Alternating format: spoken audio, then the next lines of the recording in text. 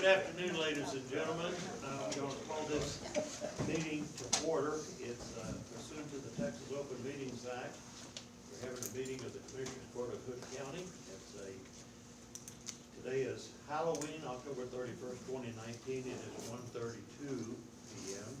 We're here in the EOC building here in lovely Hood County. And this is a workshop to discuss the details of the Economic Development Service Agreement between Hood County and the Granbury Chamber of Commerce. No action will be taken today, but a lot of reaction will be here. Anyway, so at this time I will open the meeting. Glad to see your new employee here, Mr. Mike Scott. Would you like to? Thank you, Judge. If you're a recording person, doesn't matter, I cannot hear a word you're saying, so can I put this up here? Sure. That's a remote microphone, it's not a recorder. Sorry, I'm pretty challenged. I read lips, so if I'm looking at you, I probably can understand you, but. So you can read this. I can hear you now. Okay. Be like these coaches. Yes, sir. Right. Yes, sir. I apologize. Too many years of flying jets or something, but anyway. So I'm Mike Scott. It's great to be here. I appreciate the opportunity to have this workshop with you guys. You've heard my pitch a couple of times, 3 times probably, starting, well, some of you heard it a year ago, and then some of you heard it during your budget sessions. And so rather than go through a lot of those details again, I thought what I would do is, first off, I want to talk just a little bit about where we are and the fact that the city has signed a contractual agreement, and we of course have hired an amazing person for our economic development director / vice president. Shay is well thought of and well experienced in the economic development arena throughout certainly the state and even nationally. She has a lot of contacts. She's got a very, very strong background in economic development. I think you're going to see that when you have an opportunity to listen to her, and she's got some handouts for you. So what I would like to do, and just remember that this is her 3rd week at the chamber. So if you want to throw somebody under the bus, throw me under the bus. But so be nice. But I'll tell you, it's great to have Shay on board, and she has hit the ground running, and just really fits in with our staff and is doing some great work. So with that, if you'll allow me, I'm going to turn it over to Shay Hopkins, and you want me to pass those out? Sure, yeah, you can hand them out, and if Okay. anybody else wants it. All right. I think we might have done that, if you don't mind. I wasn't sure how many. And although we did steal Shay from the Fort Worth Chamber, we do still have a good relationship with those folks, so that's a good thing. And she'll talk more about that. So.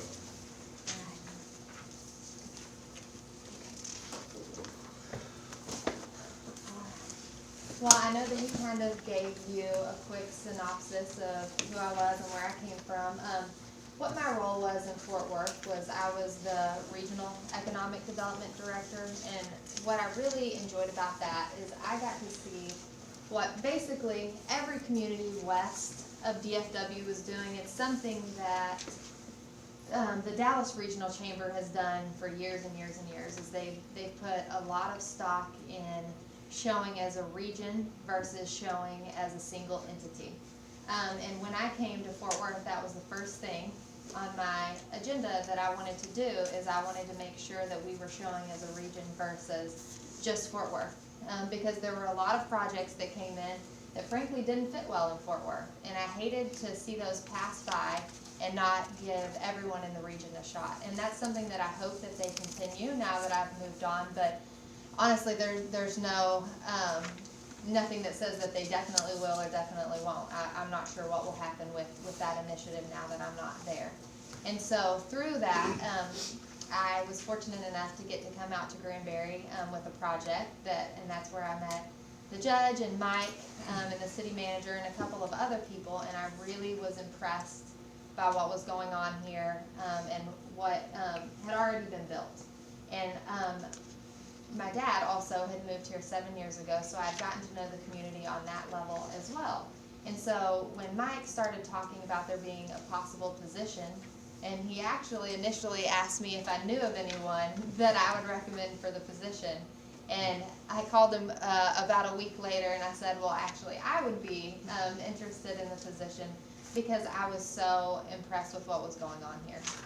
So let me just kind of start by saying how important it is that I feel the same way that I felt in Fort Worth as I do here about it being a region and not a single city. So my focus will always be regional assets versus just a city asset. I think that opens us up to so many more projects that could be good. You know, there's not going to be a perfect fit most of the time when you really whittle yourself down to such a small area. So when you open yourself up, not only does it look better when you're running the numbers as far as workforce goes and education, but it also just looks better as far as land availability and resources in total. So we'll start with the education piece.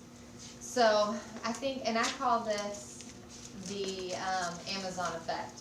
After Amazon put out their RFI, that's when everyone kind of became aware of economic development, for better or worse.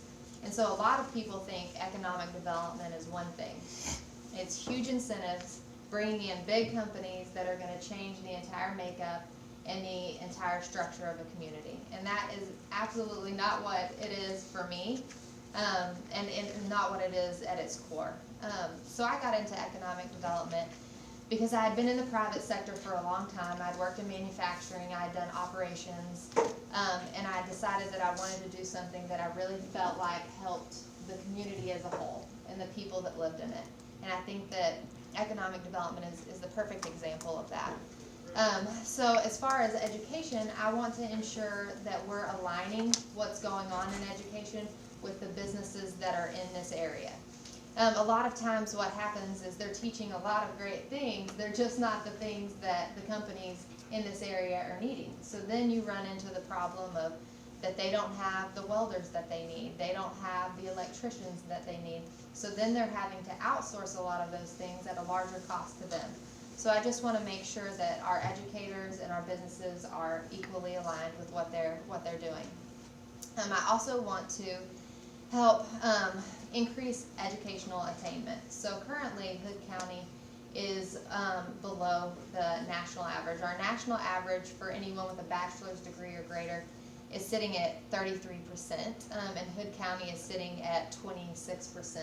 And this is not just a Hood County issue. Pretty much everyone west of DFW has this issue. Tarrant struggles with it, Parker struggles with it, Johnson, and so on and so on. And so what we want to do is try and align bringing businesses in that need those types of higher attainment, as well as making sure that the people that have those degrees have a place to come back to. So I know that probably a lot of you have kids that go off to college, and then most of them stay. They stay in Austin, they stay in Dallas, they stay in Fort Worth, and part of that is because they don't currently have a position that they could come back to in this area for that skill set. And the next thing that I will be focusing on is quality of life. And when I say quality of life, I'm obviously not talking about the beautification of the city or any of the great things that are already going on. I'm talking about the people that currently live here and their quality of life. So if you look at this chart, I know it's hard to read, I apologize, but 72% of the people that live in the county are driving over 31 minutes to their job each way, each day, which is, more than an hour of their life every single day. And I know personally now, I'm 3 weeks in making that drive from Fort Worth to here until I can move here. And it costs a lot more than time. I spend my dollars here instead of where I'm living because this is where I run my errands, this is where I eat lunch. And so I think that we're seeing a lot of leakage, and we're seeing those dollars drive right out of Hood County every single day and get spent where the people are working. So I would love to start working on making sure that those people can live here, work here. I also think that when you give someone that time back with their family to be more involved in the school system, that their quality of life improves. And so that's why I put it under quality of life. On the next page, it's a little bit more of the business focus that I'm going to have. So I'm going to start a business retention and expansion program. So one thing that's really important to me is not just the attraction piece, but to make sure that we're really looking at the businesses that are currently here and making sure that we're supporting them in the way they need to be supported. In every other community that I've done economic development, I've talked to business owners and they're getting phone calls. Other communities are wanting the businesses that we have here. They're telling them why they should relocate. They're telling them what incentives they could give them.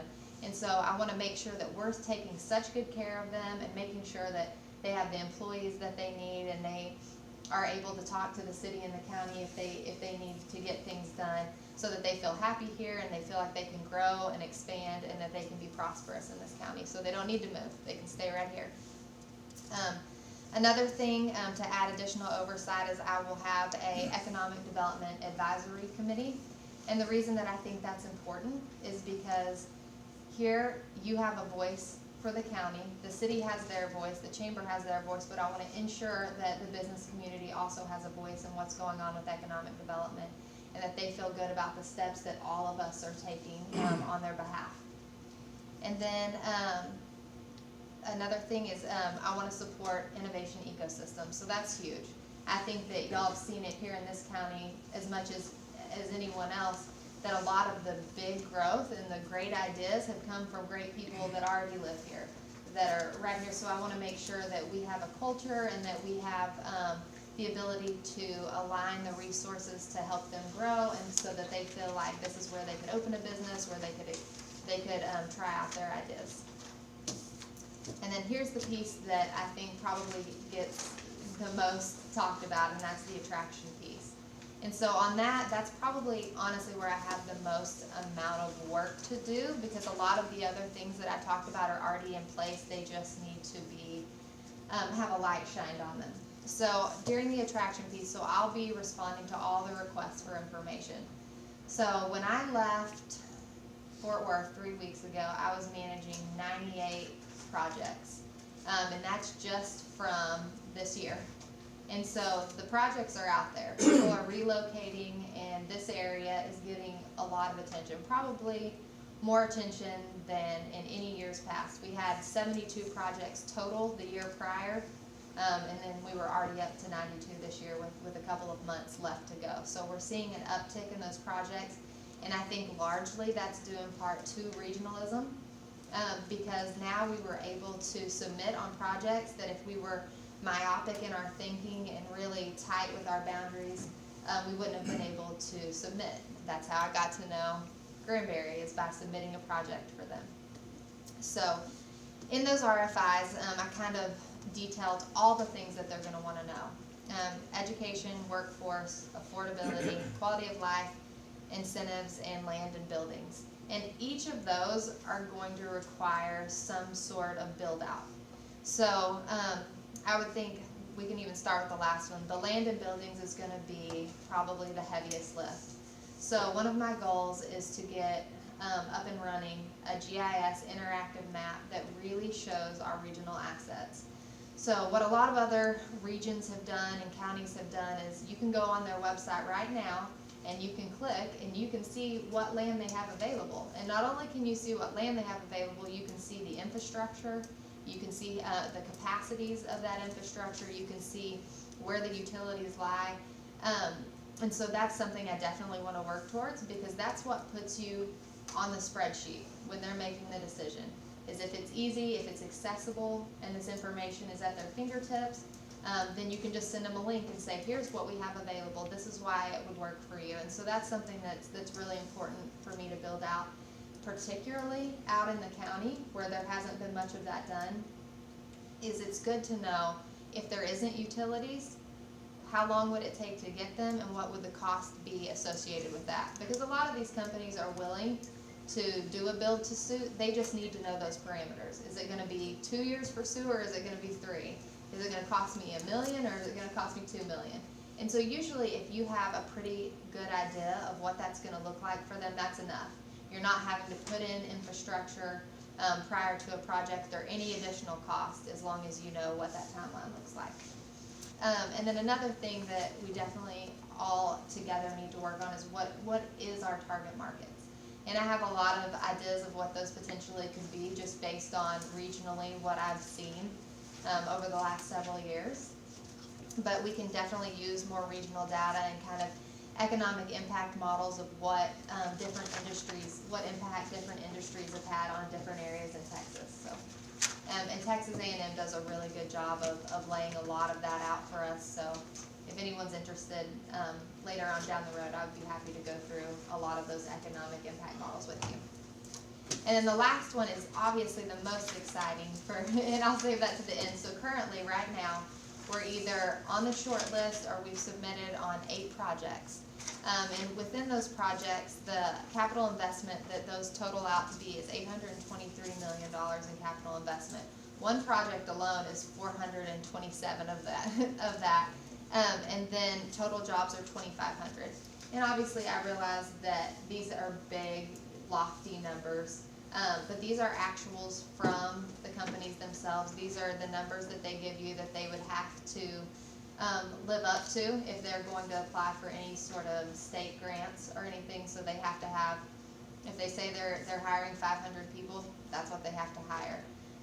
So anyway, so I just wanted to kind of go over briefly. Again, this is week 3, but as I have kind of looked at the demographics and looked at some of the breakdown, these are definitely things that I know that I want to focus on and that are important to not just Granbury and not just to the chamber, but to this region as a whole. And I hope that this kind of laid out why working as a region is so important instead of just as a smaller entity. So if you have any questions at all, you can shoot them towards me or Mike, and we'll do our best to answer them for you.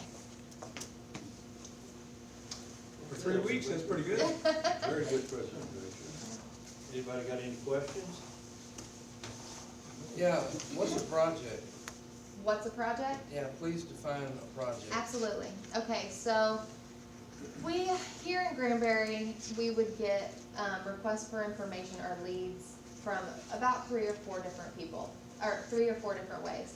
So we get some from the state, and a state lead is usually going to be the bigger project. So that means that they've hired site consultants, and they're probably doing a multi-state search at that point. So I don't ever get too excited about those because they're still narrowing it down even to the state that they want. So then we get our RFI together, we make sure that everything looks like it needs to, we include the real estate, and then we submit it back to the state. Another way that we get leads is from either the Dallas Regional Chamber or Fort Worth. So sometimes a company or even a site selector doesn't know Granbury, but they know DFW. So they'll say, I like the DFW region. So they'll send a request for information out to them. And then if they don't have specific parameters, so some of them will say they want to be 22 minutes from the airport. Well, then we can't submit on that one. Or they'll say, they'll want cities that have 100,000 people. Well, we can't submit on that one. So when I say it's a prospect, it's ones that we've qualified for, we've submitted on, and we've heard back from them that they're interested. So at that point, you can start to kind of prepare more specific information. So they usually, I call that you've made the short list. And depending on where the lead came from, you can either be usually the top 8 or potentially the top 4 if they were just doing a regional search. Another way that we get leads is company direct. And then an additional way is directly from a site selector. So a lot of the things that I've been doing for years is you go to a lot of site selector conferences, you build relationships with those site selectors, you let them know what your community has to offer, you let them know what your regional assets are, and you kind of just inform them. So when they get a project, you're on the top of their mind. They know that, Granbury would be a good fit for what this project is, because their whole job is to find the best location for the company. Who's they? The site selector. I don't know, but I'm sorry. No, you're good. who is a give me an example of they. I mean, give me a specific, like who would that, give me an example of who that would be, who might wanna look over here in Granbury and say, hey, we're looking to expand or what have you. Sure. So I can give you kind of some high level stuff. Obviously, I've signed NDAs with all of these, so I can't give you specific company names, but I can definitely tell you what some of them are. So one is a solar panel manufacturer. They need lots of acreage, and they are willing to build to suit. They're not shipping out, so they don't need to be on rail, and they don't need to be in particularly close to an airport. So that's, for example, of someone that could be here. Another one is an aerospace manufacturer. They like our close proximity to Fort Worth, but they didn't want to pay Tarrant County taxes, so we were a good fit for them. And there was another one that is a back office that just that wanted to be close enough to the Metroplex but not in it. So there's a million different reasons that a company would choose to locate in a close proximity to a major metro but not inside of it. And I have a full list of all that I can give you of all of the current projects. I could tell you at least the industry that they are, the head count, things that they put on the RFI that they are willing to share. Are these companies looking to be in the city or the county? So it's a mix of both. So they usually don't care. They just want a good piece of land, and they want the ability to have infrastructure to it. And so that's why the GIS mapping is on the top of my list of things that are important, is because, you know, all of the other amenities are in close enough proximity to the county that they don't care if they're in Granbury, they don't care if they're in Lycan, they don't care if they're in Toller. They just want to be close enough to where they could get up and running and that people are willing to drive to their location.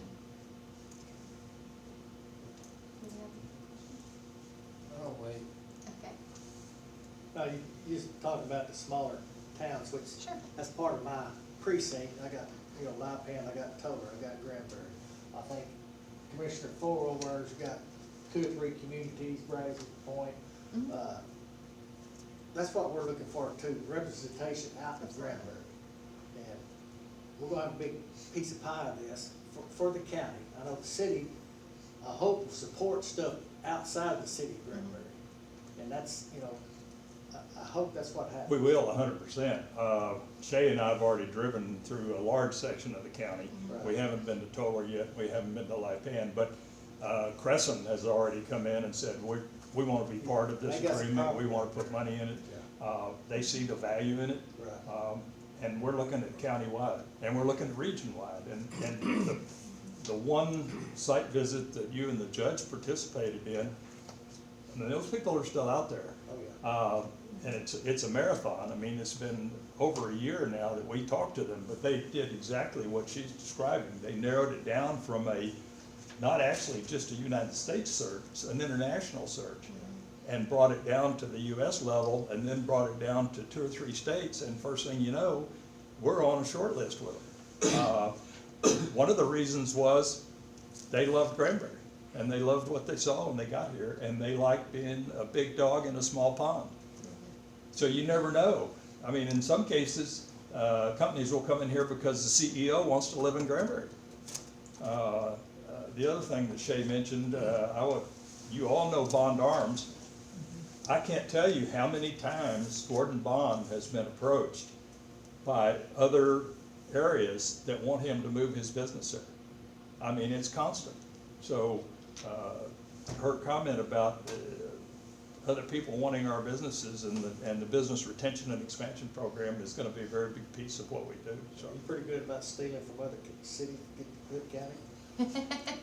I don't like to call it stealing. I like to show Borrowing. them opportunities. I mean, it is what it is. I mean, that's what they're doing to us on Bond Arms. Somebody's trying to steal it from Absolutely. us. And People do a lot of that, and I mean, even just in the 3 weeks that I've been here, I've had 2 companies that have other locations in Texas that have reached out, and partially because they heard that we're in the game now. You know, once that it gets out that we are encouraging economic development and we want growth and we want those businesses and we want the jobs that they bring, then they feel like they can call and that they can ask, you know, well, what would it look like if I brought my company there? What would my savings be? A lot of times they want me to run kind of a cost analysis of where they're currently at versus what the cost of living would be like for them here, what their payroll would look like here versus where they're currently at. And a lot of times, especially if they're in a major metro or if they're closer to Austin or Houston, it's a pretty significant savings for them. So. Shay mentioned retail leakage, and I want to give you guys a chance to ask all your questions, but let me just mention that 10 years ago, we commissioned a retail leakage study, and the retail leakage out of Hood County is 10 years ago was $781 million a year. So that's almost $800 million that are being spent by people that live in Hood County that are spending it elsewhere. And of course, a lot of that is because 70% of them commute outside the county to work. But, you know, the point is, we could bring that money back into the county, so. Sure.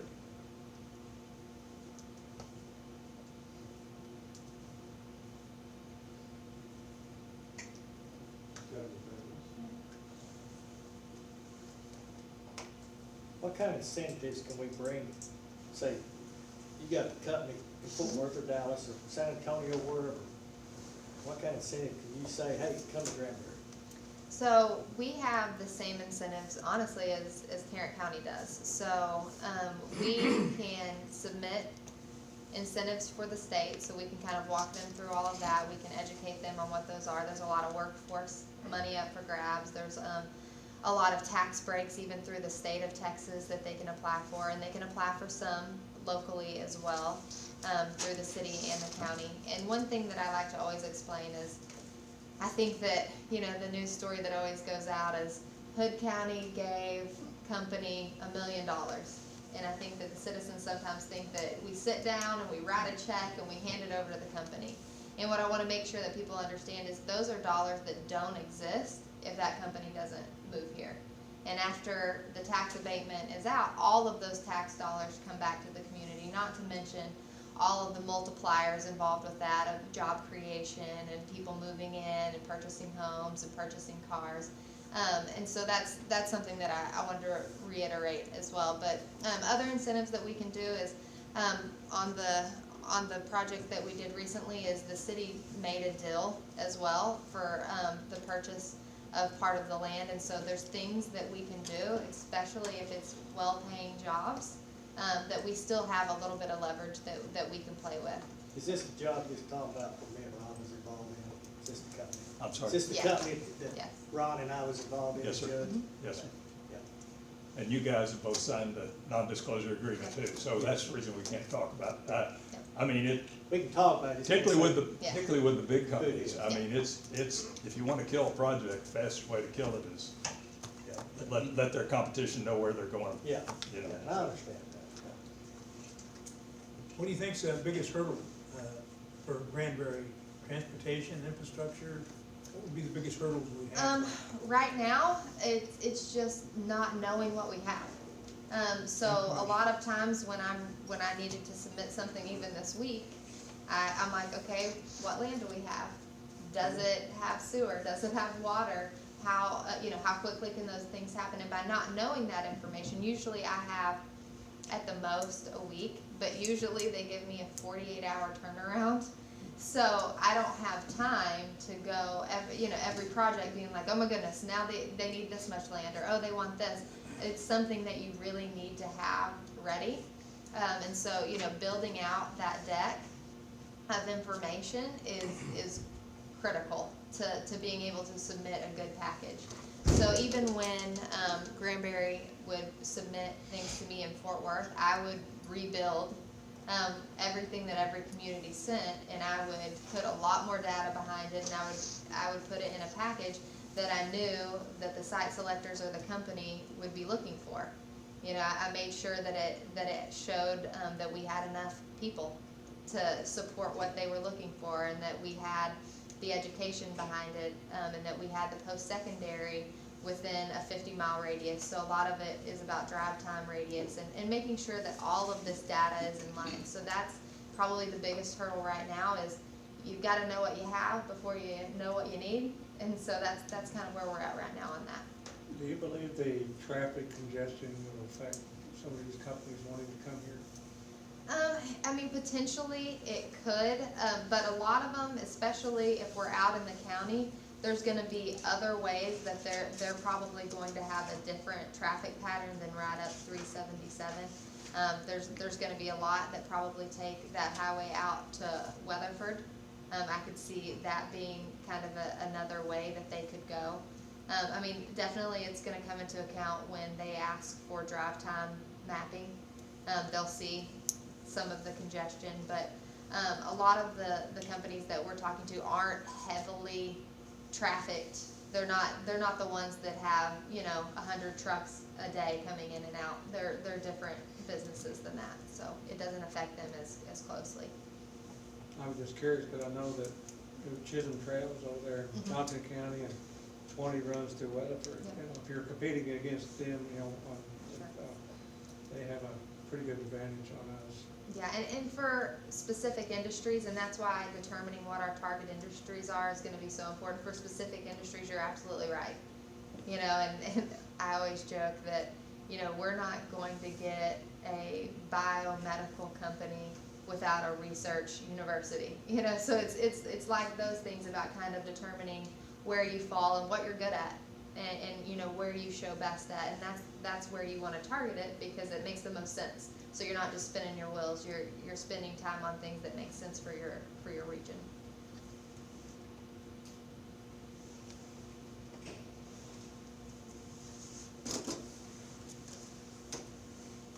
So, I'm all for economic development. I really am. And, but I'm hearing a lot of, and I don't want to be a stick in the mud, but I am going to play the devil's advocate. Okay. For instance, you talk about education. Okay, you defined an issue, but what on earth would you have to do with that? Okay, I'm glad that you asked. And thankfully, many years ago, that's where I started my economic development career. As I was the director of talent development under the EDC. And so I created several programs. One of them was called Next University, where it was kind of a marketing campaign, and I also was able to get dollars for,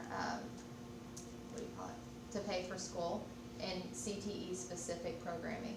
So I started this program, and the very first year they had 42 students out of high school that graduated with their level 1 certificate in one of 5 CTE industries. So they were electricians, plumbers, HVAC, industrial maintenance, and welding. And the reason that was important is because that was what was going on in that region at that time, is they were in desperate need of skilled trades. And due to a lot of perception issues, a lot of people think that they don't want their kid to be a plumber, or they don't want their son or daughter to be an electrician, and they don't realize what a wonderful career that could be. And so a lot of my efforts were in marketing. I got people in the high schools talking to them. I got people from the business community to do to talk with the kids and to kind of show them, all the cool things associated with those types of industries. And so that's a program that they're still doing today, and that they have over 50 new students every year that have a level 1 certificate.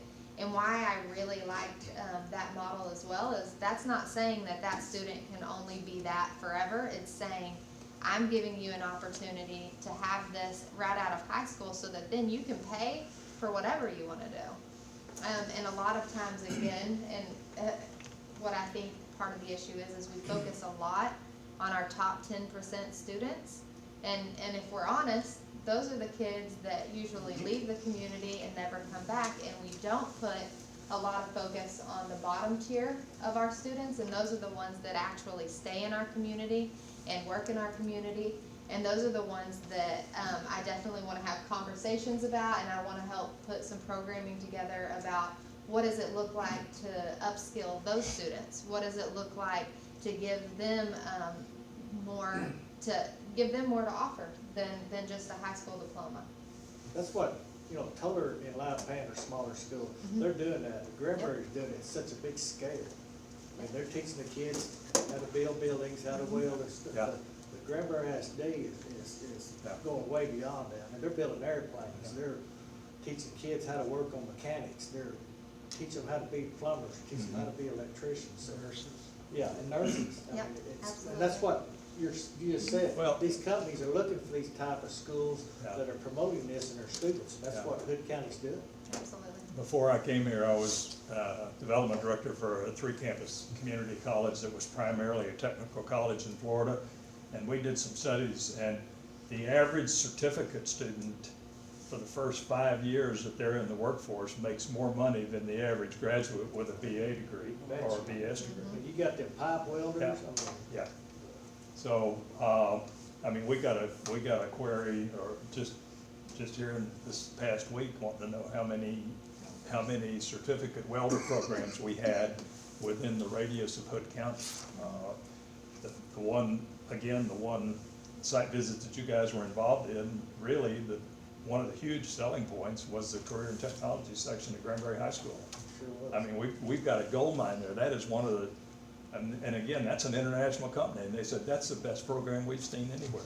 So, Do y'all have any numbers on what jobs that are located here now? I mean, what are the most, not, The need, what we have here, what most people work at here? Are they welders, construction, or are they I have really broad numbers, and again, I haven't had a chance to really dig into those, but I can definitely look at that, because I think that is important, and that goes back to the business retention and expansion part of, do they have who they need, is one of their main obstacles. You know, one of the first questions I ask is, what is your hardest position to hire? And that is very telling, because is it a management position, or is it more than likely a welder, or is it more than likely someone in maintenance? So, I know in Tarrant specifically, a maintenance professional with experience that can do kind of a little bit of everything is the hardest position to hire, because they just don't exist, and a lot of the people that had all of those skills and talents are retiring now, and there's just not people coming up behind them that have those same skill sets, so. I believe a lot of them also own their own businesses. Once you get enough ability, you're gonna try to go out there. Yep, very true. Did I answer your Some of question?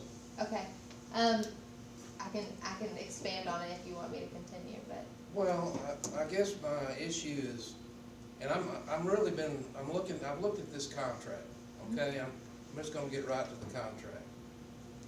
And again, I'm all in favor of a form of economic development. I think that is the Chamber of Commerce, I think that's kind of what they're supposed to do, isn't it? Isn't that what you're there for, is yes, sir, economic development? we do the things that most people think just happen. And Right. I mean, we cut across all fields, as you know, and that's the reason we're into education, workforce development. And we really don't turn down much of anything. I mean, we try to do it all for the business, primarily for the business community, but for the entire community also. And I certainly agree that it's important to target, you gotta figure out where you are before you can figure out where you're gonna go, right?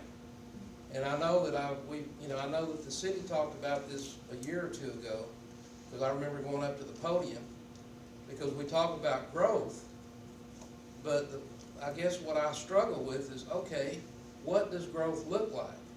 You know, do we wanna look like Cleveland? Yeah. Do we wanna look like Boulder, Colorado? You know, where, cause if you go talk, like in my constituents, I can talk to 20 of them, and I'm gonna get probably 10 different ideas of what they think Granbury ought to look like. And some of them are gonna say, I don't wanna see any growth, aren't they? Yeah.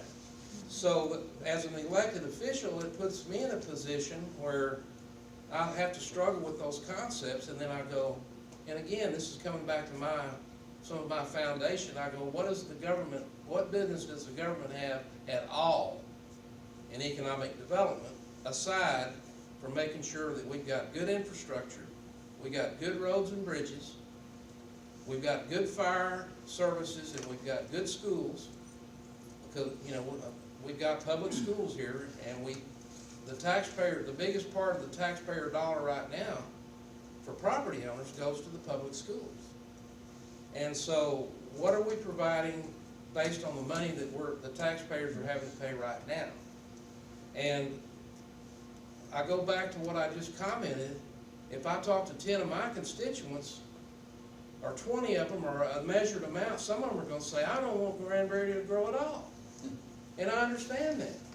And so then I go back, well, then what business do I have other than making the infrastructure and the you know, just like the corridor on 377, we're gonna have to do something. We're gonna have to, we talked about this in our joint meeting the other day with the city council and the school board. We're gonna have to figure out a way to get around Granbury, because 377 is getting to be a real problem. And I guess I'm going off here, but when I get back to the contract, I have a problem with this contract because it's very vague. In my, you know, from a legal standpoint, there's very little that can be measured. And I guess I'm trying to get to you, is there a way that you could identify a project, specific target project, and bring us a project where we can look at it and go, now we're willing to spend money on that. I mean, it can, rather than, right now, this is just, I mean, it's just kind of. Well, we do that. I mean, we did that on the last project. The point is if we have a project that's in your precinct, you're gonna be involved. And you'll be involved from the get-go. And if it's in the city will be involved from the get-go. That's what economic development's all about. What we're talking about here is getting everybody on the same sheet of music and working together. And then to the point about what business is it of the county, if you're happy with your taxes continuing to go up, rooftops don't pay the freight, businesses do. So if we wanna, I mean, I'm retired here, my taxes are locked in. A lot of people in this room probably are locked in, but if we want to keep our property taxes under control, we need businesses here, because businesses provide more than rooftops do. So, anyway, Well, I'll let Shay respond to That's that also. quite a dilemma, isn't it? For Well, and somebody that wants to live in a bedroom town, right? I'm sorry? That's quite a dilemma then, isn't it? Well, and this is the thing, let's say tomorrow we land a business that has 500 jobs. Most of the people that are gonna take those jobs are already here. So it's not talking about huge influx of new people, it's about improving the quality of life that the people that already live here, maybe they don't have to drive to Weatherford anymore, maybe they don't have to drive to Cleburne or to Fort Worth, or wherever the 72% of people that live in Hood County that have to leave every day drive to. And so, for me, even though you say people don't want it to grow, that doesn't make it not grow. So growth is happening, and I personally would rather be in the driver's seat than look up in 5 years and have to deal with the implications of growth that maybe happened in ways that you didn't want it to happen because you didn't have someone in the driver's seat. So companies are still gonna come in, maybe not ones that you want. People are still gonna move in, there's still gonna be traffic problems, but then there won't be tax dollars to pay to fix those problems, because there won't be the companies that inject those dollars into the community. So that's my point, is I would rather all of us get to be in the driver's seat and really formulate a plan for growth versus just letting it happen to us. And I think that we've all seen communities that growth has just happened to them, and they're kind of left now holding that bag of, what do we do now? That we didn't plan for this, we didn't prepare for this, we didn't have a strategic plan of what we wanted to attract, we just let whatever come, and now we have to clean that up. And so I think that y'all are in a great position to be able to really affect what that looks like, what your Granbury looks like. And I think that, as you'll see, the injection of capital investment isn't going to change Granbury at its core. I think that the biggest improvements that you will see is for the people that are already here. Well, so I came up here from San Antonio, and it was a big deal, and it's been a while since I've looked at the statistics and the numbers, but there came a point in time when Toyota decided they were gonna bring a facility into San Antonio. And that was a big deal. And, but I can tell you that about half of their workforce they brought in with them. So they're, you know, it's still a catch-22, and again, I'm not advocating one position or the other. I'm just telling you from a standpoint as an elected official, that there are other concerns besides growth, without defining it, and I'm not sure how much control you would have over that, and without taking care of our infrastructure too, for that matter. I mean, to me, we still have roads to fix, and we gotta figure out how we're gonna get around San Antonio, around Granbury, and I think that discussion is on the table right now. So, I'm just, you know, like I say, this contract doesn't, there's not much accountability in the contract. If you recall, when I handed you the contract, I said, this is a fairly generic contract, feel free to adjust it if you would like to. I assumed that it would go to your county attorney, in fact, he did see it. Tell us what you want to change. I mean, it's not chiseled in stone. That is the city did not change it, I'll just tell you that, but they were okay with it. So, if you want to make some changes, you know, Yeah, I'd let like to make a few. us know what you don't like or what you do like. So.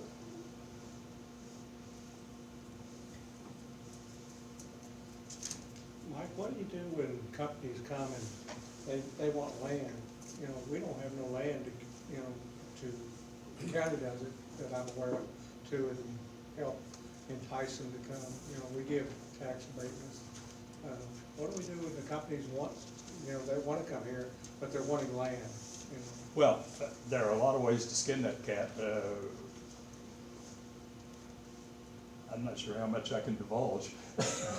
But the most recent example, we were able to work out a deal where we did have the land. I know the And I'll just city leave it has at that. property, I mean, and land. Pardon? I know the city has land and stuff. Well, that's right, and if you look at the airport extension out there and the end of that triangle out there, that's gonna be an incredible piece of property that has the potential to be very valuable.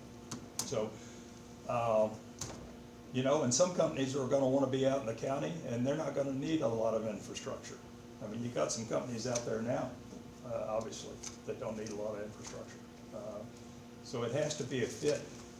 When we have 8 or 10 projects that we're looking at, and we had this conversation with Chris Kaufman the other day, we have the ability to pick and choose and go, well, let's go after that one, and let's let this one sit on the sidelines a little bit. So there are opportunities to decide what you want our community to look like, and what kind of businesses you want to bring in here. So it's not just something that we're just gonna, you know, take whoever walks it through the door. So we can be selective, and we have been in the past, but we haven't had near the number of projects out there that it looks like we're going to have. I mean, Shay's right, we're open for business, and we've been discovered, and we're getting a lot of phone calls already, so.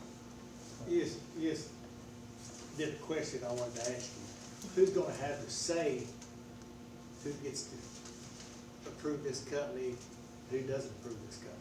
Well, when we get a project and we get down to the point where we do a site visit, we all are gonna get if it's in the county, let's face it, everything's in the county. I mean, the city's in the county. City is in the county. So, I mean, we're all gonna get together and talk about it, and everybody's gonna get a vote. I mean, if not specifically a vote, but everybody's gonna get to say their piece, and if it's something that a company wants to come in to Toller or Lipan and you don't want it, that certainly will carry some weight.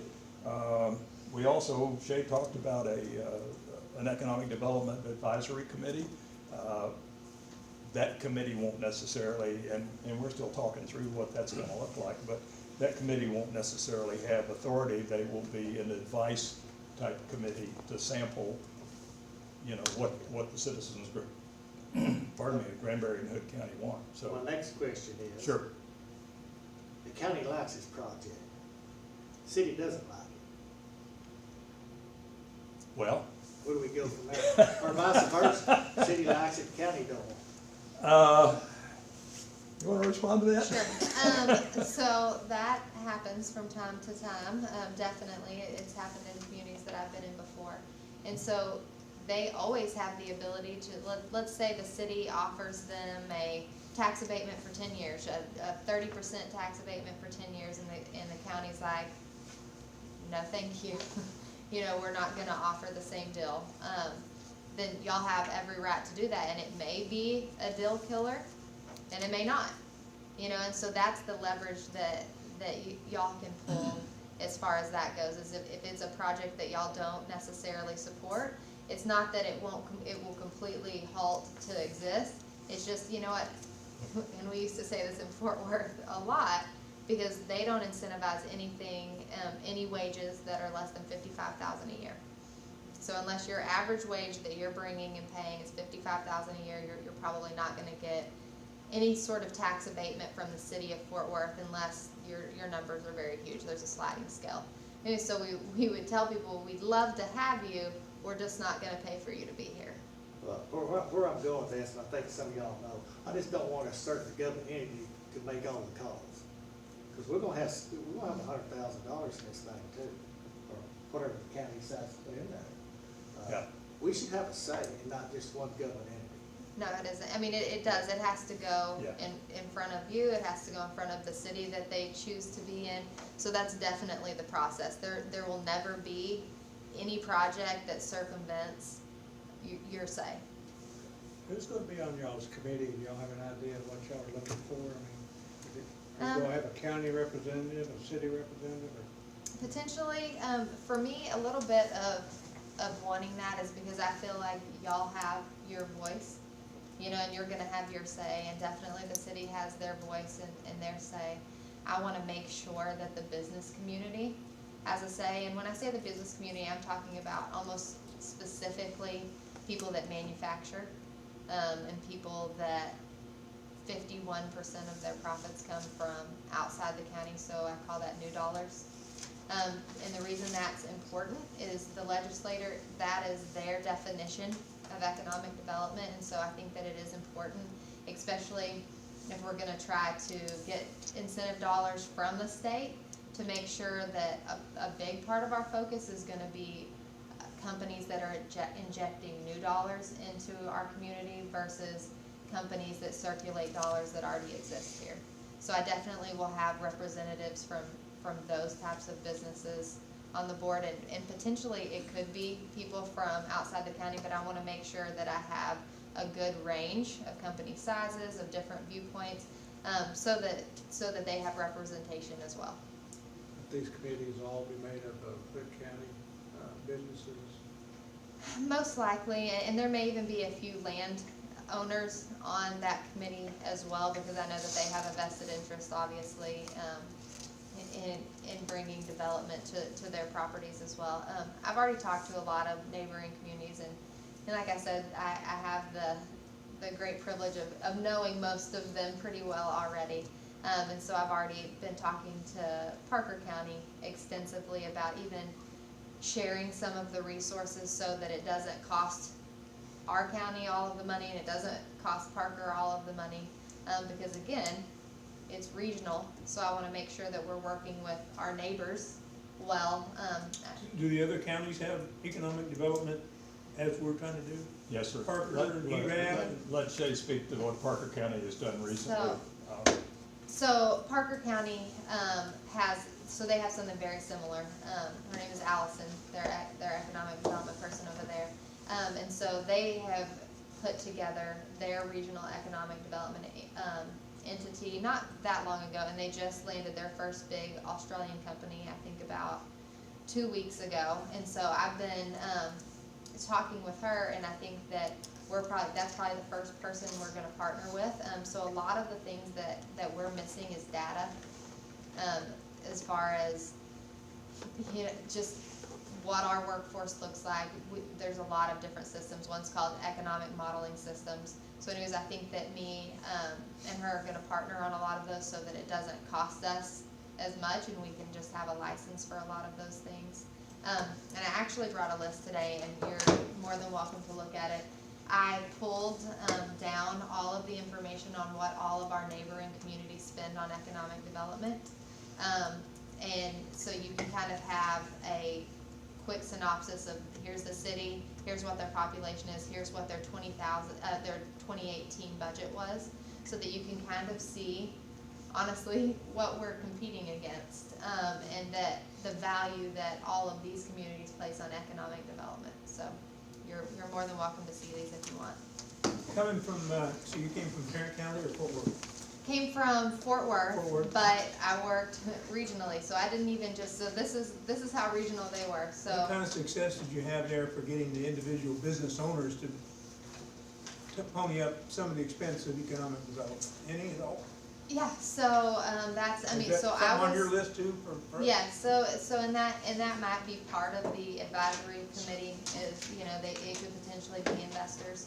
A large part of our, investment dollars in Tarrant obviously came from large companies, because they have a vested interest in growth. I mean, it injects new dollars into their companies as well, but, that was all of our funding. It was entirely from businesses. And that, you're able to do that in major metros because you have billion-dollar companies there that it's not hard for them to write those kind of checks, so.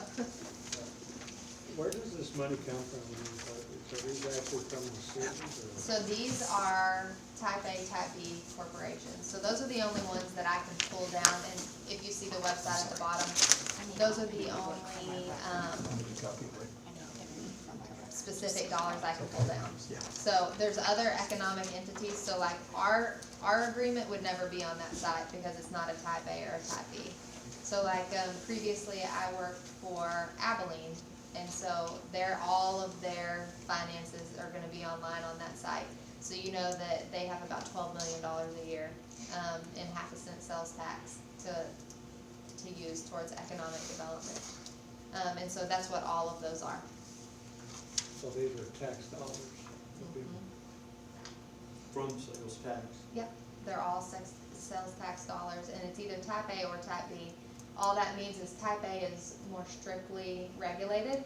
You can just use those incentive dollars for companies that I was talking about that have over 51% of their profits coming from outside the community. And that's pretty heavily regulated. There's a lot of checks and balances. That's for communities that kind of want to have a little bit tighter grip on how those dollars are spent. And then type B is a little bit more flexible. You can use some of those economic development dollars for parks and recreation as well. So.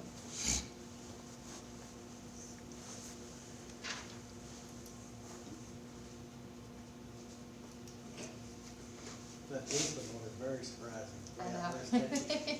Well, I grew up in Abilene, so that's why I threw that one on there, because it Yeah. surprised me. So. It is very surprising.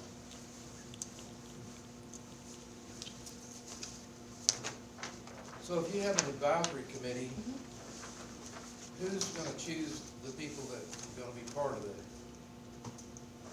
Again, I'm 3 weeks in, and so a lot of these things that I put down are just things that obviously still need to be fleshed out. And I'm, at this point, very open to ideas, suggestions, because I want to hear from all of you. I feel like y'all are absolutely the boots on the ground of Hood County. You hear what the citizens are telling you. You hear what business owners are telling you. So I would love that insight. I can look at charts and graphs and numbers all day long, and I can come up with what I feel like the numbers are telling me, or what they're saying. But I would love to hear from y'all about what you want to see. Because that's a big part of it. Is I want this community and this entire region to be prosperous. I definitely have a vested interest in that. I am moving down here. I'm moving my 3 kids here and putting them in the school system and buying a home, and that's how confident I am in how I feel like this is gonna go. I think, I'm not speaking for the court, but I think if we had a member from the court, it'd be up to us to put somebody on that committee, wouldn't it? City council would probably pick somebody to be on it. I'm not the one to flesh that out, I'm leaving that to the expert over there. Yeah, but I think each government entity ought to have a right to put their own person on there. And I mean, and I feel like I would be. Is that agreeable? I mean, Yeah, no, I feel like I would be comfortable with that, is I, you know, and I would love for y'all to come together and say, this is a person that we feel like echoes our thoughts and our feelings on things, we would love to have them. And for me, it's hard in economic development to have, you know, to be totally transparent, but with me, I'm gonna share with you absolutely as much as I'm legally able to. Because I want this to be a conversation and not a one-way street. So I don't wanna just present things to y'all, I wanna have conversations about what you see and what you want. would the court think that'd be appropriate, or?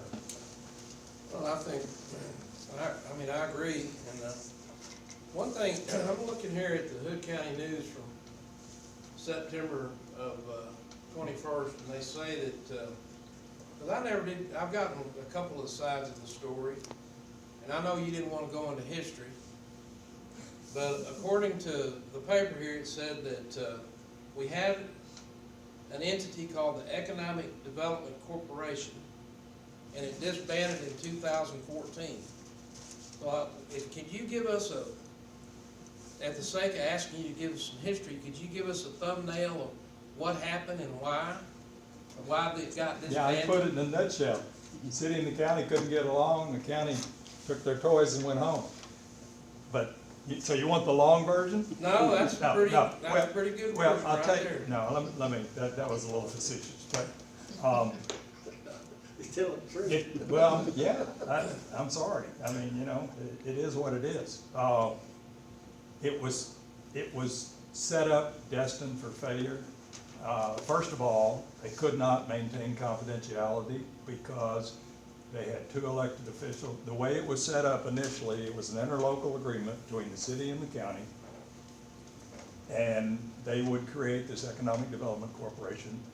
They would hire an executive director, and there were two elected officials from the county and two from the city on the board.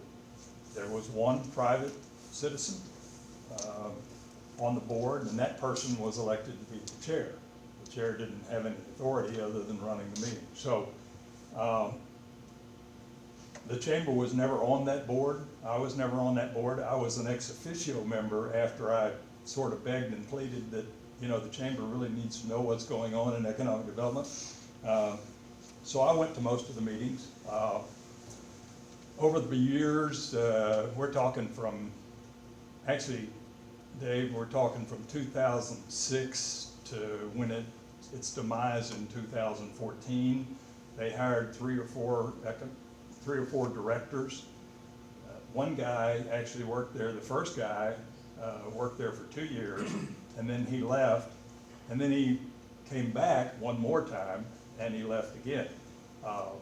The reason they were leaving is because every year, about mid-year, mid-fiscal year, they begin to talk about, well, we don't know if we're gonna fund this next year.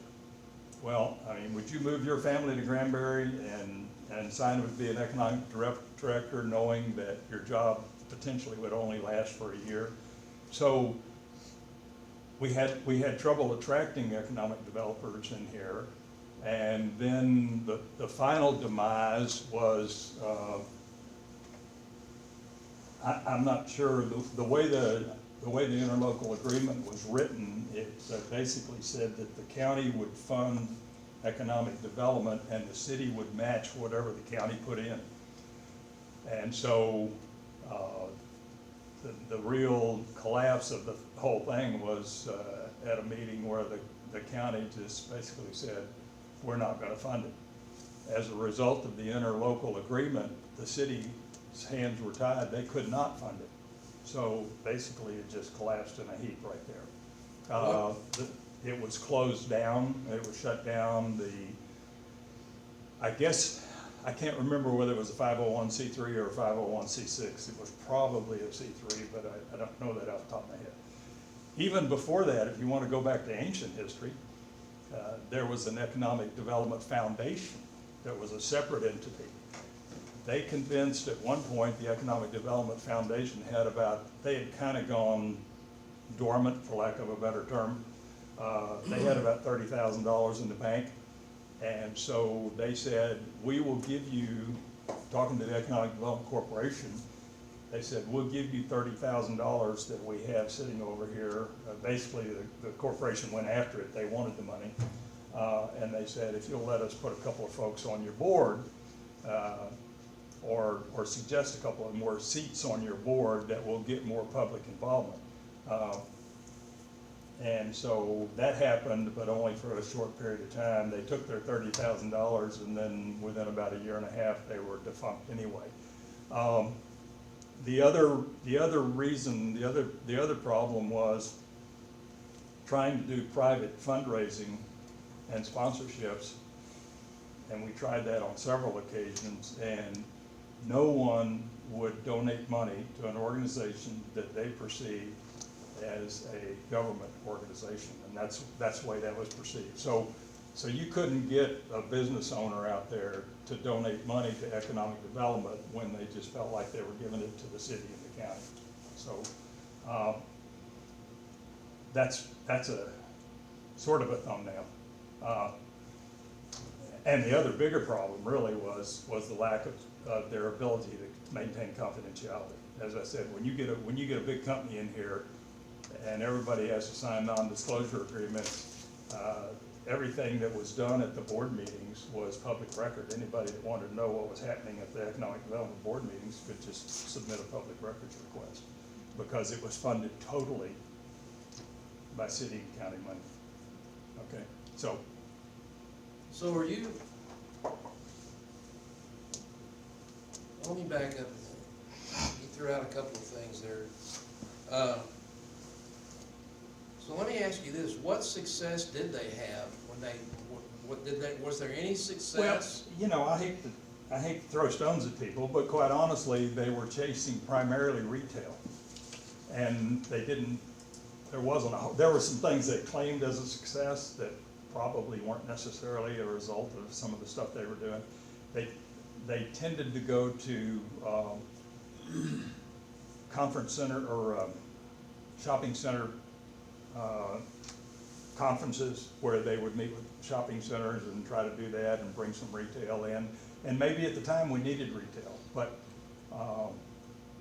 as a rule, we don't plan to chase retail. We will certainly talk to retail and we will help retail. In fact, we've already helped retail here in the past week. We've had several people calling us talking about, but generally speaking, in a place like Granbury, most retail will take care of itself. They're gonna come when the numbers are right and when the traffic counts are right and when the population is right. Pretty good jobs. And they're not good jobs as a rule. They're low-paying jobs. That's not really what we wanna chase. We kinda believe that's gonna take care of itself. The city may chase some of that. And I think we'll lean back on that same rule of the 51%. So the only retail that I would probably spend any amount of time on is what I call destination retail, which means that people will drive from outside the county to come to that specific retailer, or that specific restaurant. And so it's again, injecting new dollars as an easy rule of thumb. Kinda like how people in Granbury County are going to Weatherford, along 20 to shop. Yeah. Well, and I mean, not to get too deep, I mean, we could talk about viticulture and wineries and things like that. I mean, those are some things that we might want, and we might want to chase a little bit. You know, if it's something that's going to bring a lot of tourists and a lot of tourist dollars and a lot of hotel tax dollars into Granbury and Hood County, then yeah, maybe. So we kind of get to pick and choose. Yeah. So let me ask you this one then, because I know you brought it up a couple of times, and you just told me something that kind of went counter to it, or told us, you didn't tell me.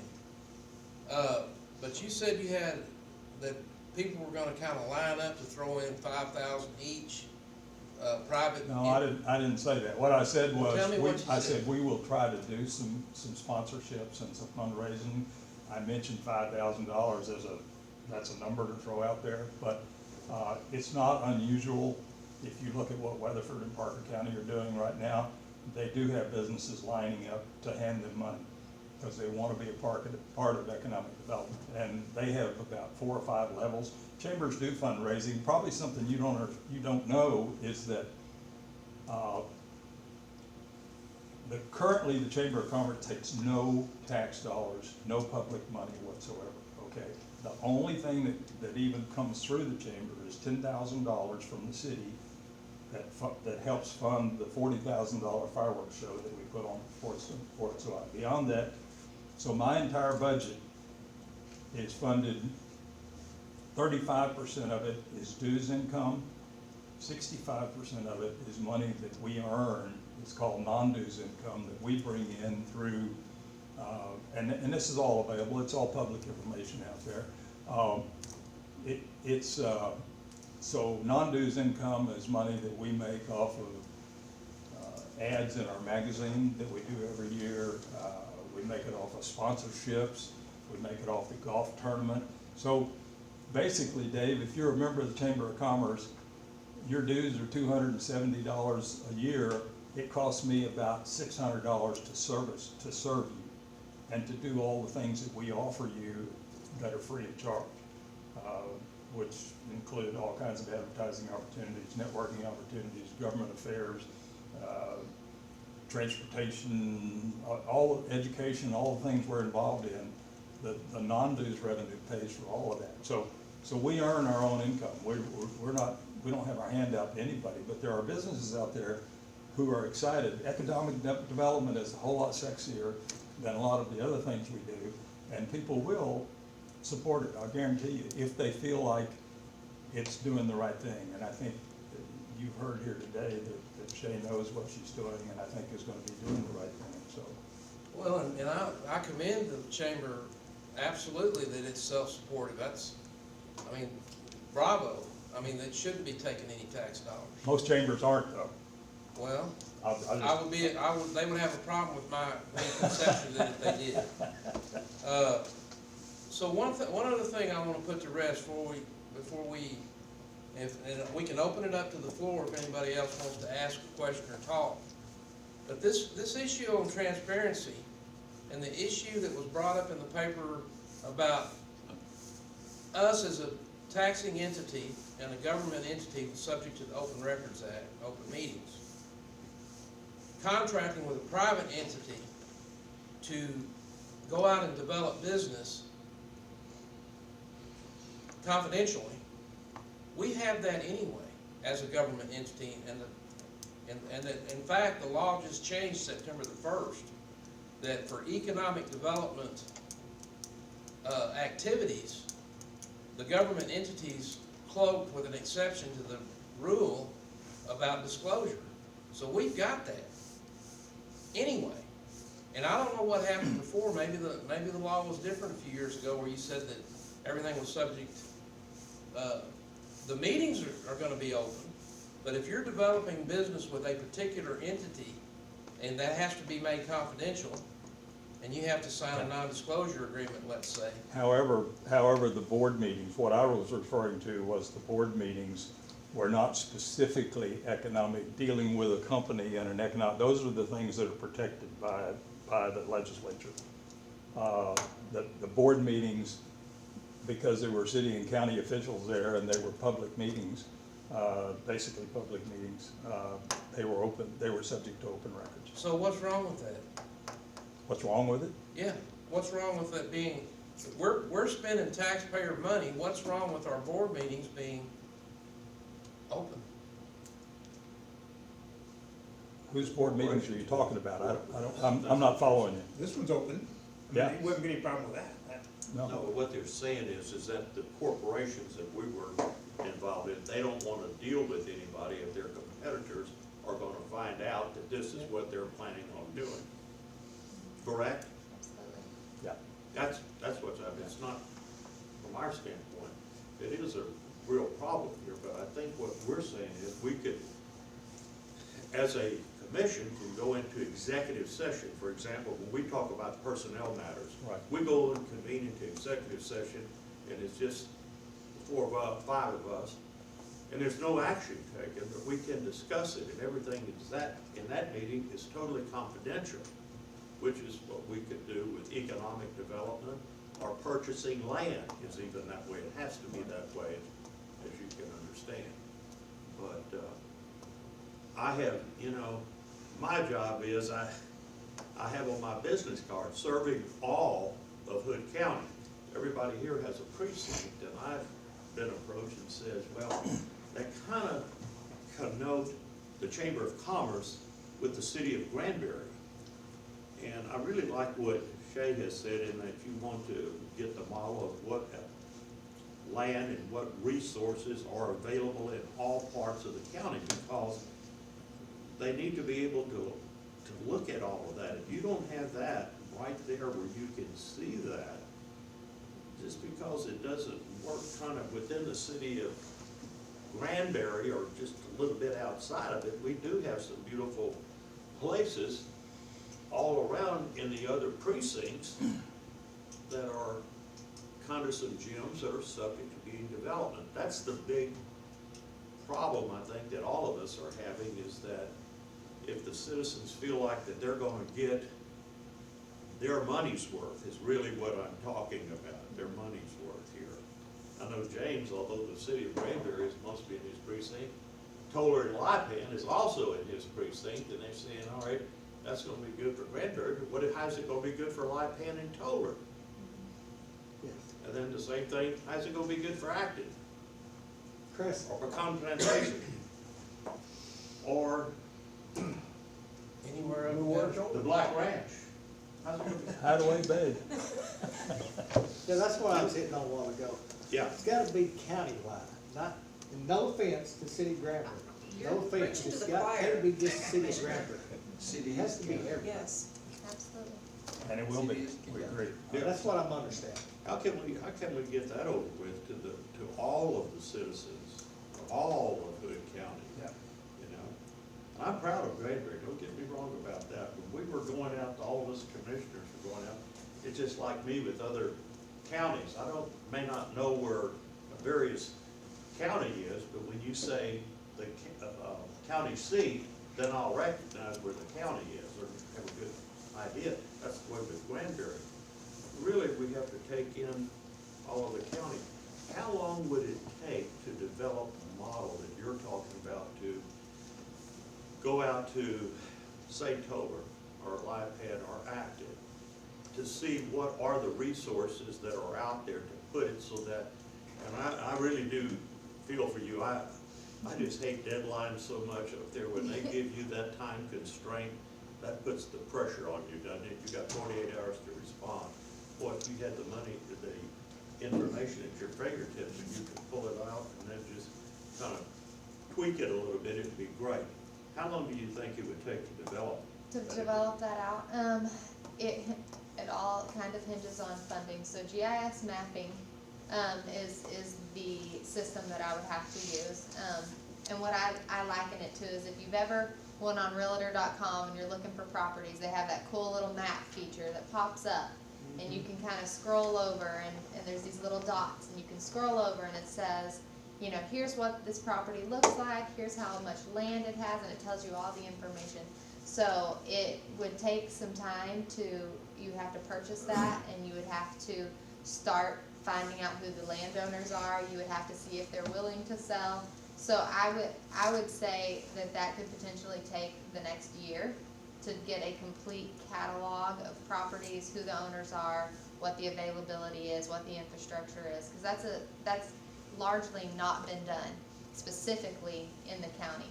Anything in Granbury, Is there some company I couldn't know. that does that? You know? I mean, the local realtors don't already have a big part of that? No. No, not commercial, not on the No. commercial side. And I- Residential, they do. They know it by like a T, right? It'd be a living document too, because it'd be changing all the time. Absolutely, and what's really neat about that is we would kind of be a step ahead of a lot of the other communities, because I think they're just now realizing that this is where it's headed. So a lot of these requests for information, you used to be able to send them something like this and attach all the properties to it, and now they're telling you, I want 1 megabyte of information, and you can't send any more than that. So now you really need to be able to drop a link in, and it has to, like you said, be a living, working document that you can point them to something that they can go look at, and then they can have all the information in the world. But if you don't have that, it gets really difficult to write in the little spaces, you know, when they say, tell us about Granbury, and you have 24 characters, that doesn't really tell the story. If they say, tell us about Toller or Hood County as a whole, and you have, you know, a paragraph to do that, I don't think that it shows, you know, the value of the region, I know so, the property is for sale, it's not staying for sale very long in the county. no. It's moved just like Yeah. that. And I think too, that speaks to the fact that we need to have a plan as far as land use. So how much land are you going to allow to be housing? Are you going to wanna earmark any of that for industry? You know, are these things that we wanna do? And that comes down to city planning, that comes down to county planning. So these are all things that I think that it's time for us to look at and to start putting that down. I like to look at an example of stuff, like if you Sure. take an area, let's just pick out Lightning. What would it take to really get in the area of Lightning? How many, what is that, a square mile? How big is Lightning as a city? I couldn't tell you. It's- I mean, I Not very don't know, big. and kind of the area around that, that's another question. Normally, when a company wants to come in, how much area are they talking about if they want to get close to a place? So Like if yesterday. they don't wanna come into Granbury, let's say Uh-huh. they said, you know, we'll drive the 10 miles to come in and get groceries or whatever, so that's not our deal, but we do want to be able to get gas, for example. Sure. Yes. Do you have an example of how Sure. many blanks there is to fill in? So I we do. have a- And it runs the gamut. I might get a request for information that's 2 pages long, I might get a request for information that's 45 pages long. It's kind of honestly who's running the show. So, yesterday, for example, I got a lead from the state, and these were the parameters. They wanted 200 acres, they wanted it to be within 15 miles of an interstate, and they wanted it to be within 30 miles of a post-secondary educator. So either 2-year or 4-year university. So we checked all those boxes, you know, and you have to put, you know, what all that is, and we had land that we were able to show them. But that's just because I know that land, you know, that's what I currently have available to show them, and that's not enough, because I was telling him the other day, if we look at these 8 projects, one of those projects would knock out all the other ones currently because we don't know what we have. And I can drive around right now, and I was, when we did our driving tour, he was sick of hearing me say it. I go, who owns that? What are they doing with that? What's happening over here? And those are questions that haven't been answered. And I do have meetings set up for the next few weeks with all of the real estate people that represent the ones that have signs at least, and I'm gonna start asking those questions. What about the land across the street? Or what about the land down, you know, down at the end of that highway? So those are, it's starting that conversation, and a lot of times I get the answer of, I have no idea. Or no one's ever asked, or, oh, I think so-and-so owns that, but I'm not really sure. And so it will be a process of kind of tracking that down, and a lot of times there are landowners that have probably never been approached and that would be willing to sell if the right project came along. And so that's just good information for me to have, so that if someone does come in and they see, they want 30 acres, and when they go out there, they're like, yeah, this isn't exactly what I wanted, then we have some options to show them, instead of, well, if this doesn't work for you, we have nothing for you. And that's why the region, again, is so important, because honestly, in Granbury, there's not that much large land still available. There's that one commerce center, and that's really, I mean, and honestly, one project would knock that out, and that would be done, and it would be finished. And then, you know, where do you go from there? And so I think that you gotta Let me start ask you building. this, other Sure. than you got 8 projects here, what if you keep out the one project, the boom that would knock out one that's bringing in $425 million? Could you redact it so that you could give all of us the projections that you've got, like 35 acres within 35 minutes of an interstate, within an hour's drive of a deal? Can you give us that? to Yeah, let us and I know? can give you, and so that's what I always call the 5,000 foot view. And so I can definitely send you Oh. those bullet points on projects anytime. And so, and I actually have a spreadsheet of it, of everything that I'm willing to share on a project is on a spreadsheet. that I can share with you, so. That would help me out a lot. Sure. With answering people that would come in and says, how are we gonna benefit it? Then you can show them, this is what Yep. we're getting, or what the chamber gets, or whatever. Do you think this would be a benefit to you? You know? Absolutely. That would really help, I think.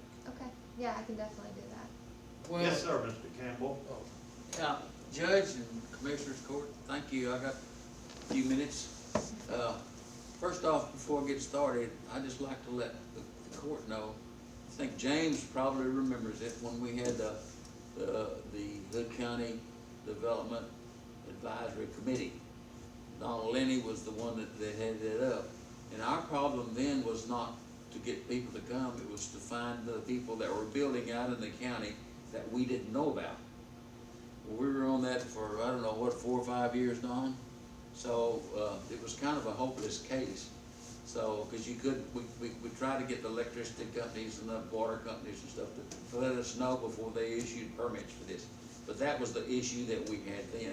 So, but what I wanna talk to you today about is this the Economic Development Committee. I thought, I've been out of Kilder for about 8 or 9 weeks with a knee replacement, so I didn't know, but I thought that the county had already joined with the city and made this a cooperative, this a team player, is what before someone comes into this county to look for a place like that, you wanna make sure that you're a team, the whole county is a team to work with them on this thing. So I hope that the county will go along with it, because I think it's got a lot of benefits, not only for the county, but the city as well, because the county is where the land is that can be developed.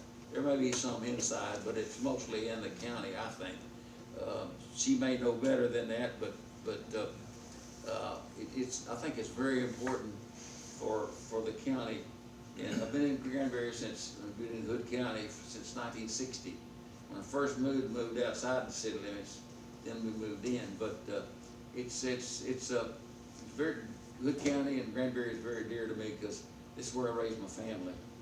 And it goes a long way for me to say that I'll try to go to a lot of meetings so I can try to give something back, because it means a whole lot to me. But I would hope that we can finally get you guys on board to make this thing work, because I think it works better when you got the full team together.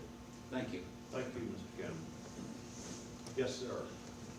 If I could take about 10 minutes, no more. My name is Jim Jarrett. I've been a resident of Hood County for 12 years. I chose it as well. My family did not get the pleasure of raising here. While the chamber's been talking about the 5,000 foot level, which is very appropriate, because let me start with, I'm very much in favor of economic development. I have some issues with the contract that has been presented to the city and the city signed, and the one that's been presented to the county, and they're detailed there. So I don't plan on going down through each one of the line items on that, nor do I plan on going through each section of the contract. But you did raise a couple of questions. Is this the chamber budgets for these cities? No, they're, the EDCs, so all of those, EDC. the only information that is public is if you have a EDC. Okay. So I can't dig into other communities, just like they wouldn't be able to dig into us because we don't have an EDC. So those are EDC dollars.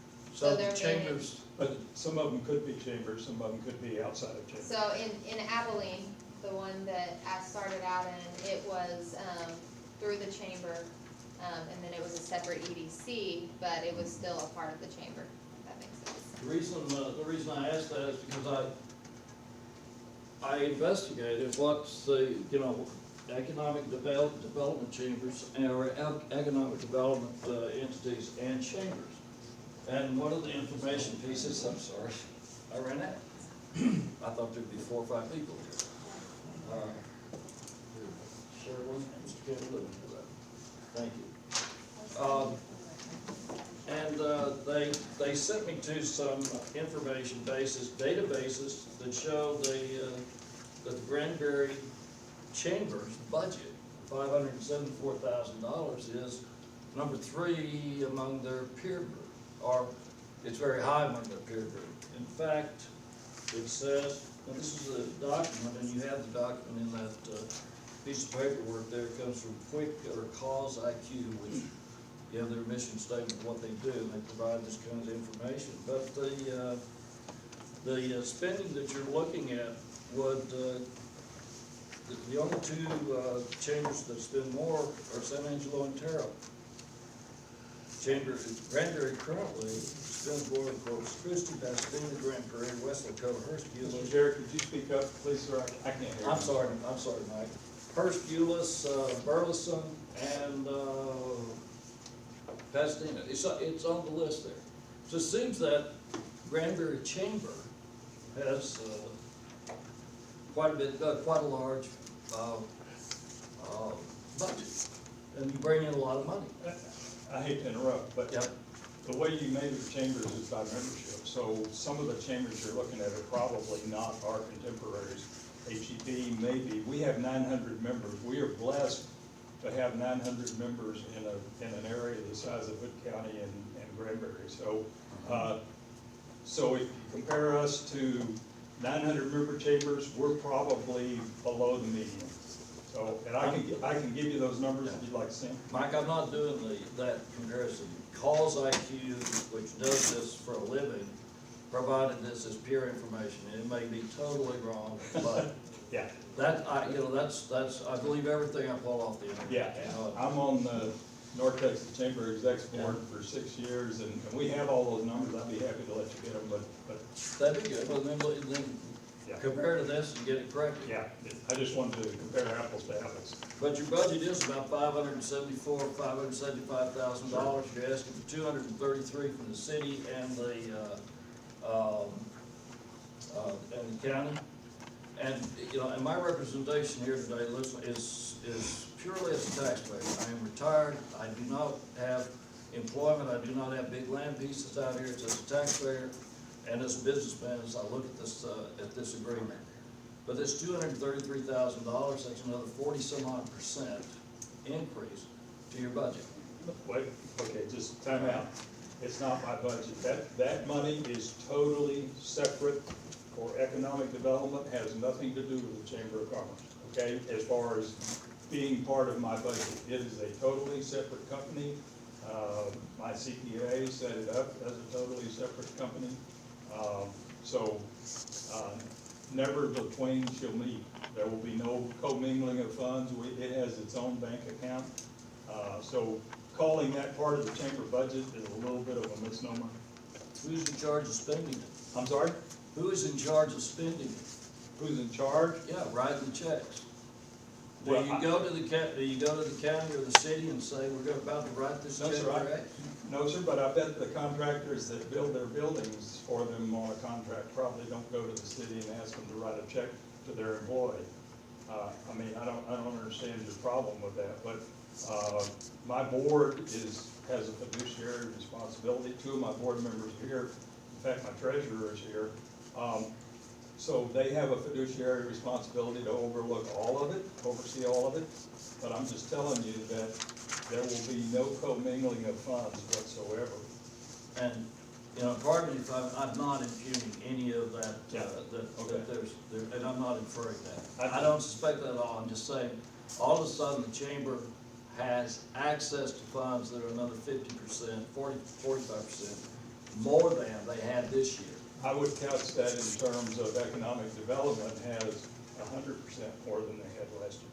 I mean, again, I think it's a little bit of a stretch to say the chamber is spending the money. It is specifically earmarked for economic development, period. But anyway, go ahead.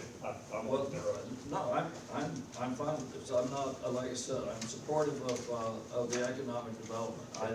I think that the agreement that has been already signed by the city has some opportunities to be reviewed, and I think you even indicated that. In fact, when you talk about this is how we are going to report on that, In the contract, it says that the chamber shall, at the end of each calendar year, provide an activity report of the services and functional operation summary related to such services. There's no time frame. You'll not provide it in 4 months, 3 months, or 6 months. Based on the history of filing the 990s, I can anticipate that it'll occur in late November. That's not how you manage money, from a business perspective, from my business perspective. You know, I think maybe you Would you should let him just address speak, the Mike? court, because this is kind of turning into let's take shots at the chamber. No, I'm taking shots at this We have, agreement. wait a minute, let me finish. We have, some- you just. Mike. Let me tell you this, Yeah. let him go ahead and finish, and you will have time to give your rebuttal. Okay, Or all right, three, okay? And Good enough. maybe write one today. Yeah. Go ahead. And Mike, I'm not taking shots at the chamber. Believe me. I'm taking shots at this agreement that I believe does not have the measures and controls in it that should be if the city council at the county are going to manage this taxpayer funds, because these are taxpayer funds. They're absolutely taxpayer funds. The measurable objectives, I have, there is no measurable objective in here. And I think projects, as Shay was talking through projects, that brought better light to what a project might be and how it might be delivered. But somewhere along in this agreement, there needs to be a measurable objective. Just walking through the budget, I found $30,000 real quick that I questioned, and that was in office expense. And I questioned that because the chamber, 3.3 of the contract says the chamber shall furnish the facilities, equipment, telephones, facsimile machines, email facilities, personnel necessary to perform the services required under this agreement. When the line item of the budget is telephones, fax machines, facilities, and $21,000 for office equipment. You know, we either paying for it once or twice. What is the, I'm looking at the contract saying, I don't know if I should be buying that. My whole point, I think the contract needs some very close review. Glad to hear that you're saying that you're open to that. And I encourage the chamber to take the information that I've already put together there. If it works for you, fine. If you have questions, my phone number is on the bottom. Call them. I'll be happy to discuss them. And if you have questions here, I'm happy to discuss them. Mike, again, I'm not throwing stones at the chamber. I'm a supporter, no, by the way. There has been one expense already. That's a personnel expense.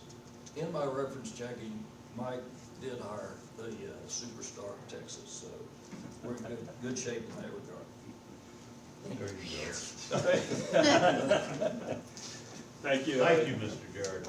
I appreciate that. Mike, I think if you could just take this, you hadn't seen this? I don't know, and I don't have any response other than, Yeah. we do submit our 990s on time, and oh, by the way, our 990 was submitted on August 29th, and that is certainly within the realm of time allowed by the IRS, so, and all of that information is public, will Then be you public. withheld that from me for the last 2 weeks. I'm sorry? Then you withheld that from me for the last 2 No, weeks. I haven't withheld it from you. My I've been board, asking for it for my 2 weeks. board has a fiduciary responsibility. They have to approve that stuff.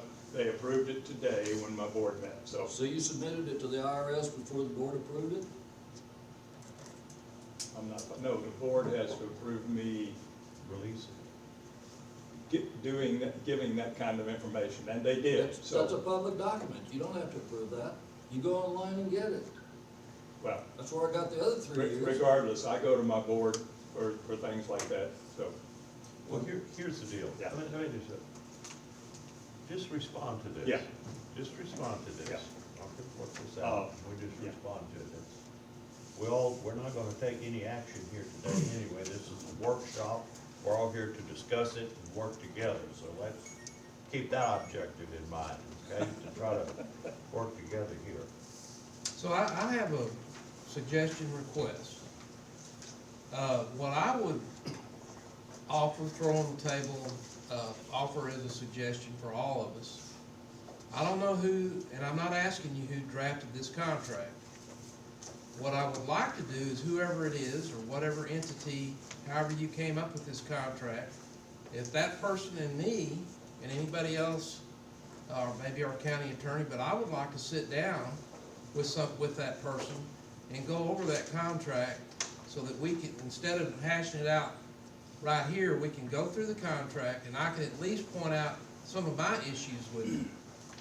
And maybe we can get, because I'm not trying to throw a bucket of cold water on the concept of economic development. Yeah. I like that, I mean, I'm all for that. And again, it comes down to how are we gonna, what is it gonna look like, how are we gonna get there, who's gonna oversee it? And what are the contractual terms between the economic development entity and the county? The city's already signed their contract. So what I would, if we could do something like that and sit down with whoever drafted the contract and go through it, that would be a Well- good start for us. Basically, I drafted the contract based on other contracts similar contracts that I've drafted, and I tried to keep it as simple as I could. So I would suggest to you, just tell me what you don't like about the contract. One entity has already signed it, so it wasn't too bad for them, and they did run it through their attorney. And I heard your attorney say in your past meeting that he didn't have any problems with it. So if you'll just tell me what you don't like, I'll be happy to sit down and talk with you about it. But Okay? you know where I live, so, Yeah. let's get together. No problem. I really, like I said, I just need to know what you would like added to it or changed, or what you don't like. But, No problem. so, Okay, does anybody have anything else? Commissioners first. Do the commissioners have anything to say? I'd like to say I appreciate y'all coming and giving this to us, a lot of good information, and appreciate the time y'all thank you. allowed for us to ask questions on. Can I just say that time is of the essence here, guys? I mean, this has been going on for a while, so I would really like to, is there an opportunity to get this on an agenda, on a county commission agenda in the near future? Some of the things that Shay talked about are gonna be contingent on whether we have you guys on board or not, so, You just need to get it on the court. I would like to and, fast track it if Sponsor we for can. it, put it on the court to get a vote on it, I think. You just need to talk to either one of the commissioners or myself to Sponsor sponsor it, write out what you would like to That's have. on the, okay, for the court. And we'll put it on the agenda because Yes, it sir. has to be posted the requisite okay, number of hours, and let's see what we can do, good enough, okay? good enough, thank you. I just make one comment, I know we're not taking action here, but, the number that's been tossed around is $100,000, and that is not a large number from our county budget for something that I think, and I haven't been involved with the old economic development and not gone through that history, so I don't know, but what I hear from Shay, I think it looks good. I'm not making any vote now, but just to let you know, it's a good presentation. It got me a lot of education about it. I don't think it's a big number for the county to support something like this, so that's my comment. Anybody else have anything else to say? Yeah, the $100,000 comes from the taxpayers' pockets, so. And what's the return for that $100,000? Couldn't agree I'd more. love to know Yep. that. That's what we're asking for, is get a measurable, you show me how. I think she told us, trying to keep people here in the county, that live in the county, their kids don't have to leave town and go to Fort Worth to work. Creating jobs, I think that's the right approach, not bringing in retail, but creating companies with job opportunities for the kids, for the parents that live here, that graduate from school, they can stay here. I think that's good for the county, and I think that's a return on your investment. I think you may have some measurable objectives there. Sure, yep. Good.